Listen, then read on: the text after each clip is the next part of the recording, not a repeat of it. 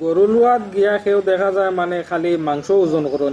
মাংস কত কান ও এটা তো মাংস খাওয়া উদ্দেশ্য, যারা মাংস ওজন করার তখন এরার উদ্দেশ্যও তাকে আমরা মাংস ফাইতাম খাইতাম, নতুবা কুরবানির গরু সুন্দর হইতো, মাংস কম হইব না বেশ হইবেন, সুন্দর এক গরু দিয়ে দিতাম, চকুত লাগারা গরু দিতাম, মায়াদারি গরু দিতাম, ওগু ফাললে 15-20 দিন মাস দিন আগে লোকা লইয়া গুড়ে নাওয়াও কোয়া আতাও কোয়া ফুসাও কোয়া গুড়ে নিজের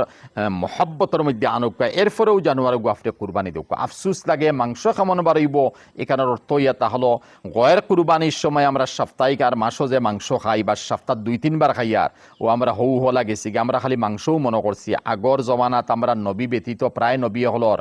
উম্মতর উপরে কুরবানি যে ওয়াজিব আছিল, মাংস খাওয়া টান লাগি জাইজ আছিল না, বরং